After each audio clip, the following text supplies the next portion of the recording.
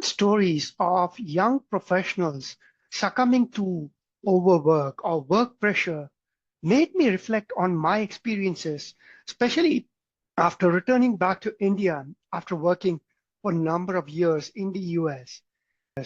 My deepest sympathies and condolences to the families of these young professionals. A death of a young professional. I was living the American dream for a number of years, a house in the suburbs in a small town in America, working for a multinational. I had to pause that dream and return back to India. The primary driver was aging parents. I want to be around for my aging parents and had quit my job before returning with my wife and son. Now, after returning, there was a bit of a culture shock I had to undergo. I looked for several job options to invest in ventures and even startup ideas. But then I decided that at that point, corporate job was for me. But it was a bit of a culture shock. Traffic, for one, was a kicker. I began commuting 1.5 hours to a tech park that was easily eating up 3 to 4 hours every day. Not to mention the 9+ hours in the office. I was also expected to get on management, strategy, and planning calls with global peers running late into the evenings. And this was expected as a par for the course since I was an IT director, a director level senior executive working for the company. And this cycle would continue day after day, week after week, 5 days a week, rinse and repeat. Now, the icing on the work-life balance cake was during the client visits. The senior business leaders, the CFO, CHRO, and their minions, their direct reports, would make periodic visits to India. Fellow IT directors and I had to get ready for dog and pony show, customizing PowerPoints, rehearsing the storyline, sitting late hours for weeks before the visit to get the story perfect, just to make sure our sponsors were happy with our work. And of course, stay late during the week these visitors were in town, take them around, take them around places, getting those selfie-worthy pictures, right? Now, one point from Anna's mother's passionate email really caught my attention. In one paragraph, she talks about how no one from Ernst& Young attended Anna's funeral. And so here I was reflecting on a couple of months after I took on the new job after returning back to India. My father passed away. I informed my boss and my peers and colleagues, and I got quick emails of condolences with cursory, let us know if we can help with anything. And that was that. They all had deadlines to meet and projects to deliver. So, of course, I did not expect anyone for the funeral, and let alone expecting anyone for the funeral or even a wreath from the company. When I asked my manager about bereavement leave policy, he kind of hummed and hawed and said, "Oh, we don't have one." But as a special favor to me, quote unquote, he agreed to look the other way as I worked from home during the 13-day ceremony and through the funeral process. Now, the culture, corporate culture is heartless, not just in India, globally, but all the more in India.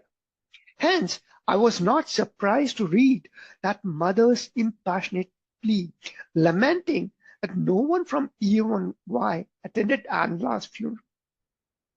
Let me ask you, if you are in the corporate world, when is the last time any colleague of yours has attended a close family member's funeral? I bet it was never. Now, the kicker in this whole cycle of the work-life balance was the year-end game. I spent about a year with that company. And during the year, my team showed tremendous productivity gains, introducing new automation processes, RPA tools, automating dozens of processes and bringing in harmonization. But of course, this wasn't sufficient because IT folks like us, the leaders, were spinning our wheels, but the company was floundering due to a flawed strategy, and the corporate competitors were running circles around us. Not surprisingly, the board fired a few key executives, including the CFO. And with that, sponsorship of some of the key IT modernization efforts went out of the door. Year end came. I got stellar performance reviews for the stretch goals that I was setting and setting goals for the year to come. Uh, and although the management assured us they'd take care of employees, the year end bonus said otherwise. So for me, that was that. I was getting off that treadmill to nowhere. A year of that pressure cooker with terrible commute, with hardly a carrot in sight, was more than enough for me. I put in my papers and took on a different individual contributor role, a senior individual contributor role, and I haven't been happy. I have largely been working from home and enjoy the work-life balance. Now, if there are lessons here from my experience and observation on Anna and the young people struggling, some people can take on more stress than others.